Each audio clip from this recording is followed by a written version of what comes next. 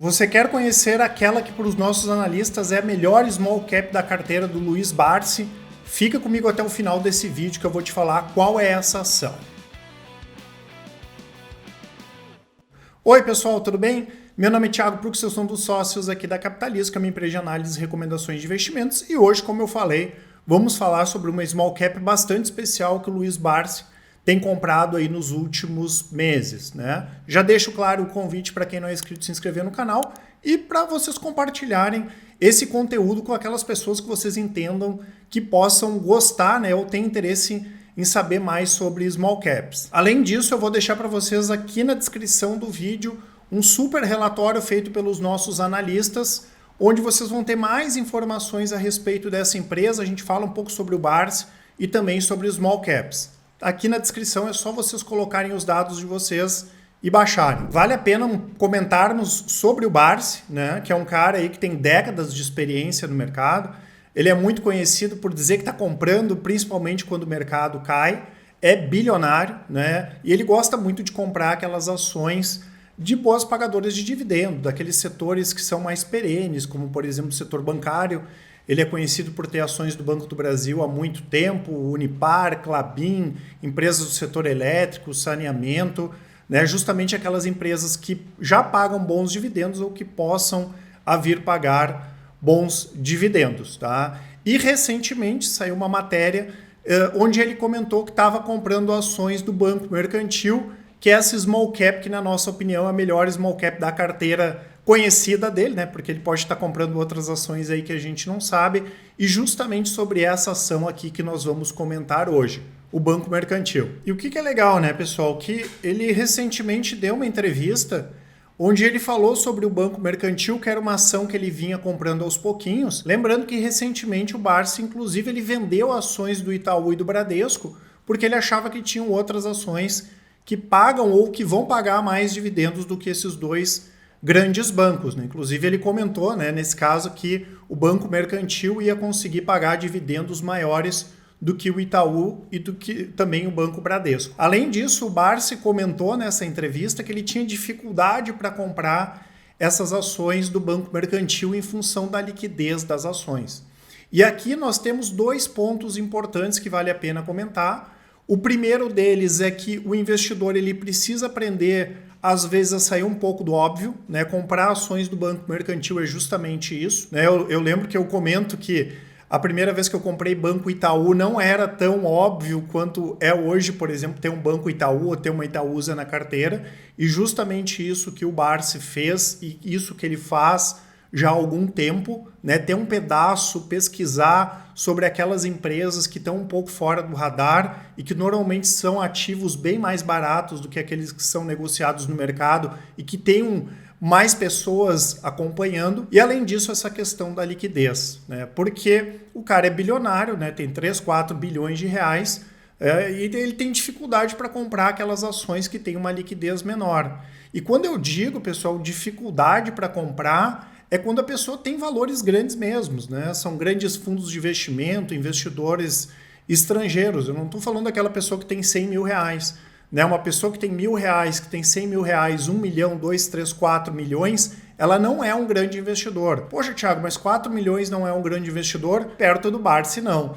Né? Da mesma forma que o Banco Mercantil é um banco robusto, né? Um banco grande, vamos dizer assim, uma empresa boa, perto do Itaú ele é um banco muito pequeno. Então esses grandes investidores como o Barsi ou como o Buffett, por exemplo, nos Estados Unidos, eles têm essa dificuldade de comprar aquelas ações de empresas que têm um potencial maior de crescimento. Eu sei que é um problema, eu gostaria de ter um problema também de não conseguir comprar essas ações que têm uma liquidez mais baixa, mas isso dá oportunidade para aquele investidor comprar mais ações que têm um potencial maior de crescimento e quem sabe em termos percentuais até ganhar mais do que esses grandes investidores, né? E aí quando todo mundo ficar bilionário pode ser que tenha dificuldade de comprar ações como essa do Banco Mercantil. Agora, reiterando, investidores de R$ 1.000, 2 mil, 100 mil, 1, 2, 3, 4 milhões não tem dificuldade para comprar 10, 15% da carteira, por exemplo, em ações como essa do Banco Mercantil, e acaba sendo, claro, uma grande vantagem do pequeno investidor. Além disso, sempre vale a pena ficar de olho no que nós chamamos de fake small caps. E o que é uma fake small cap? São aquelas empresas que têm uma capitalização pequena, como é o caso do próprio Banco Mercantil, vale em torno aí de R$1 bilhão, seria até uma micro cap, não uma small cap, mas são empresas que a única coisa pequena mesmo é o valor de mercado, né? Porque são empresas que têm 30, 40, 50 anos de atuação nos seus mercados, são líderes dos seus mercados e têm um forte potencial de crescimento. Com isso, a gente não abre mão de ter mais ganhos com dividendos, ganho com a valorização dessas ações, que normalmente, como eu falei, são empresas fora do radar, e isso ajuda para que elas valham menos na bolsa, e a gente não adiciona riscos maiores na carteira, né? Tem muita gente que gosta, por exemplo, de empresas novas, né? Empresas novas têm mais risco do que pegar empresas que já são consolidadas há bastante tempo no mercado. Lembrando que aqui na Capitalizo nós temos uma carteira focada em micro e small caps. A nossa carteira desde 2017 vem performando muito bem, mais de 400%, o Ibovespa subiu pouco mais de 56%, enquanto o índice de small caps subiu em torno aí de 40%. É uma carteira que tem algumas dessas fake small caps, dessas fake micro caps, que trazem uma estabilidade maior para a carteira, ou tem trazido até agora, e além disso, né, o retorno aqui não dá nem para comparar com os principais índices do mercado.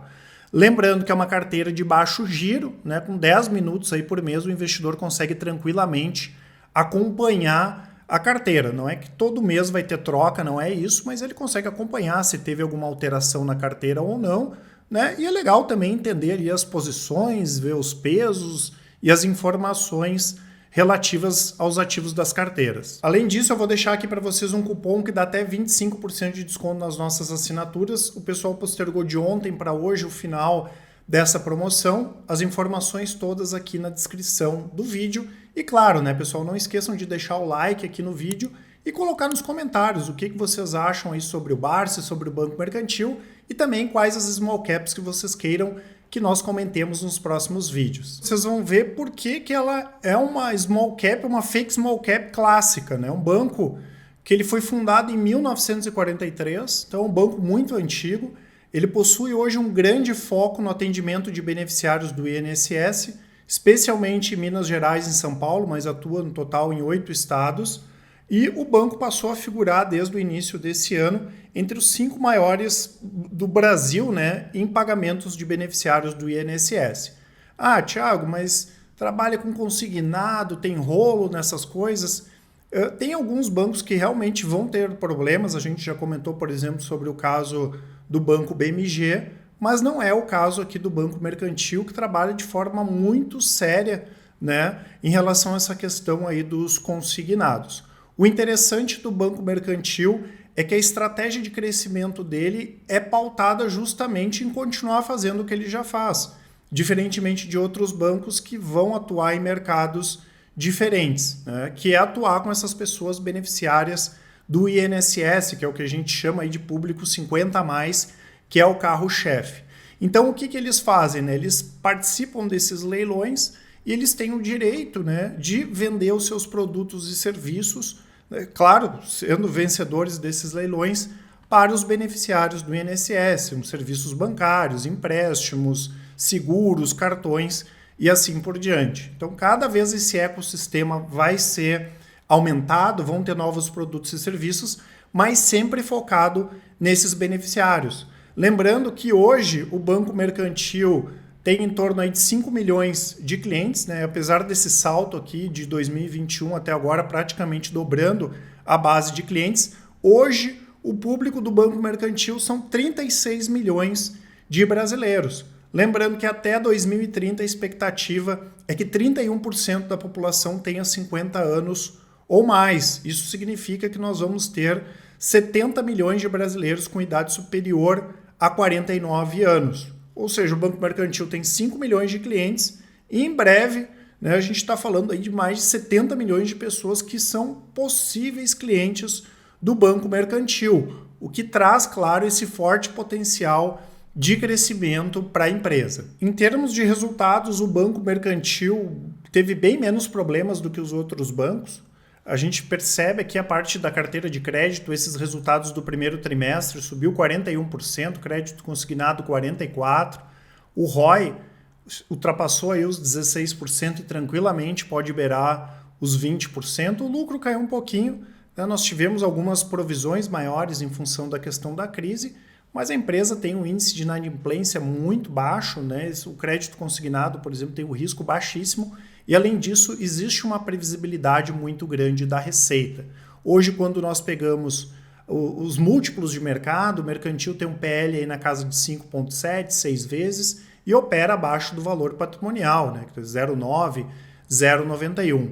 E foi o banco que mais cresceu nos últimos 5 anos, né? Em termos compostos, cresceu 62%, em termos de lucro, nos últimos 5 anos, bem acima dos outros bancos, tá? E fora a questão dos dividendos, hoje o yield aí na casa de 5,5%, 6%, mas também tranquilamente pode trabalhar na casa de 8% a 10%, crescendo a taxas muito maiores do que os outros bancos. Então nós temos, né, se a gente comparar com os bancos mais tradicionais, um banco que tem um potencial de crescimento muito maior e tem múltiplos baixos também, o que faz do Banco Mercantil, colocando junto com os outros bancos como o Bradesco, o Banco do Brasil, o Itaú, o banco mais barato hoje da B3, sem entrar no mérito de fintechs, né? Comparando mais com os outros bancos que têm esses modelos mais tradicionais. Já em relação ao desempenho das ações, considerando os últimos 24 meses, nós temos aqui o Banco Mercantil, que subiu quase 55%, 56%, chegou até mais, né? Mas também deu uma baixada esse ano.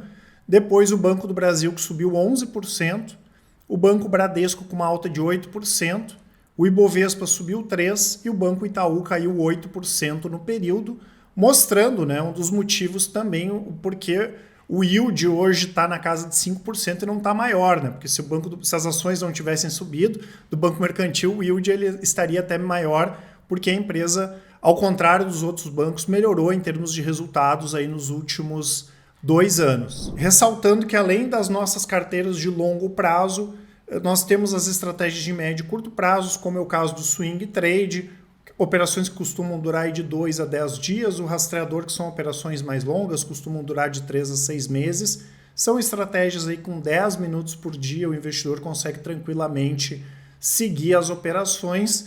E vou deixar para vocês também aqui na descrição, né, o link do relatório de performance, onde tem o desempenho de todas as nossas carteiras e estratégias, e além dos nossos contatos, o relatório especial falando do Banco Mercantil. Um grande abraço e ótimos investimentos. Até mais!